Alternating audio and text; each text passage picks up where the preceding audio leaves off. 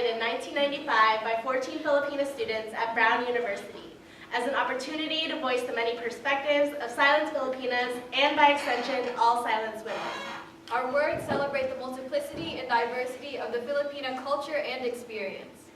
The Philippines is an archipelago made up of over 7,000 islands with over 70 different dialects.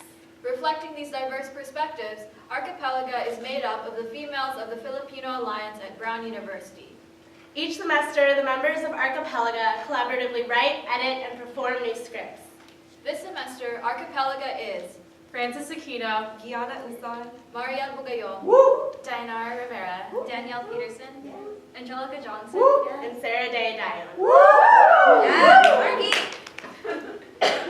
Believe it or not, I've been to Disneyland 8 times, and every time I go, my parents always want to ride It's a Small World. They break out the 1995 camcorder, sit in the front row of the boat, and record the same exact video they recorded 2 years ago. The song plays on and on, never letting up, a constant reminder of where they came from and where they are now. This is the American dream, to be able to buy $100 tickets for all 3.5 of your children, to walk around the park and see other brown faces walking along beside you, to watch the happiest place on earth become a second home for you and your children. We wait in line talking to the Filipino family in front of us, and after 15 minutes, we always find that we're somehow related. We are always looking out for other Filipinos. We are always looking out for other Filipinos. It's funny how we sit there watching the world spin around us as we watch for faces like ours, for skin like ours, for accents and stories like ours, and every doll that sings. But after going through an entire ride, I realized that the only other Filipinos are the ones sitting beside us. In It's a Small World at Disneyland, there is only one Filipina doll. You will not find her among the other Asian dolls or the Pacific Islanders. She is placed in the corner between Finding Nemo and The Little Mermaid, a doll left to be immortalized underwater. As you pass by, you can hear the thoughts that they put into her mouth. The demure one, the one who swallows water. They let it fill her up, bloat her up, leave her drowning inside of her own skin. They have submerged her in the water, leaving her to fend for herself with only a flimsy fan in hand.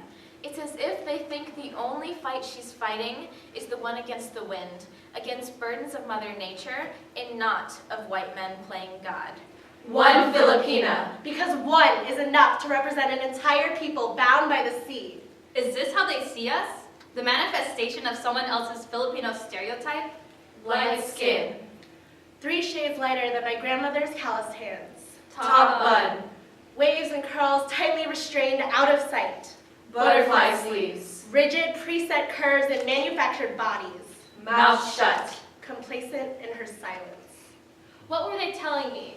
That this single doll left alone underwater is what I'm meant to be? The demure one, a white-faced, ideally proportioned doll. Looking at the doll, I see a reflection of who I want, no should be, of who my mother, titas, lolas, who the women I look up to want me to be, of who they themselves wanted to be. The image of a proper Filipino woman, a Maria Clara, an Imelda Marcos, a steel butterfly. They remember the shadowed faces of farmers, darkened from hours in the sun, arched backs from working in the rice fields. They didn't want that life for me. Bleached faces adored every billboard in Manila, promising...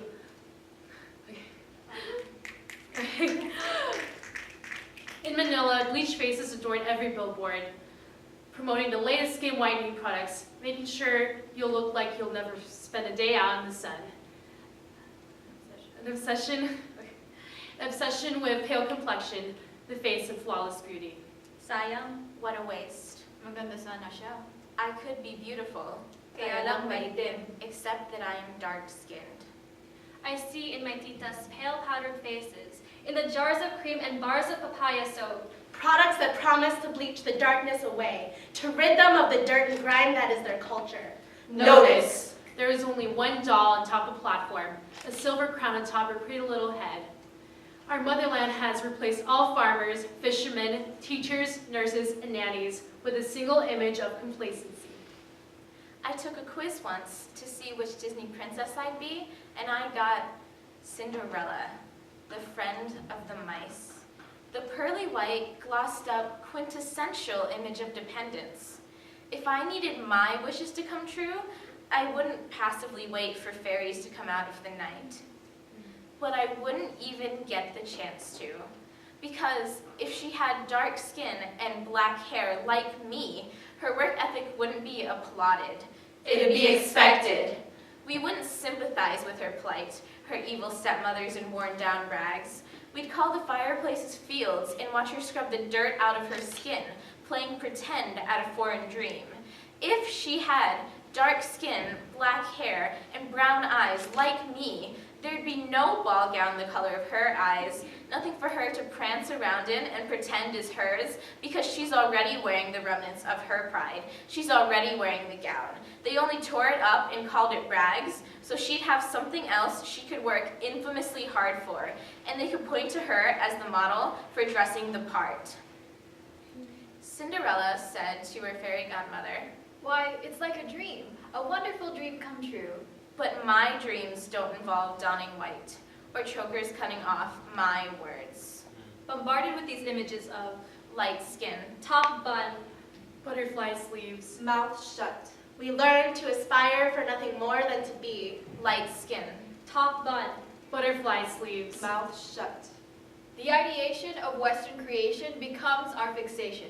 We fervently subscribe to these ideals to become less like ourselves. escape sun-kissed skin and raven hair, escape flat noses and short statures, escape thicker waists or bony figures, escape the curse of our own bodies. How can we escape that mentality that what we as Filipinas should aspire to be is an adoption of who and what we aren't? That we must reject our culture and our history and snap and bend and break into some pre-made rigid mold? Where is the pride in our people if we don't even want to look like our people?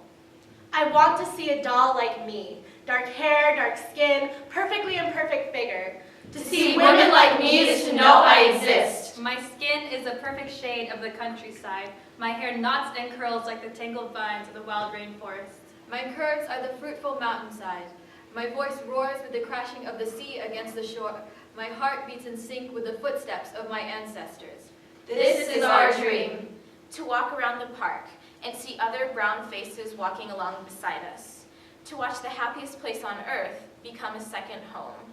We are always looking out for other Filipinos. We look for a face like ours, for skin like ours, for accents and stories like ours. That one day we will find ourselves among the dolls that always sing. This is the American dream. Thank you. Woo!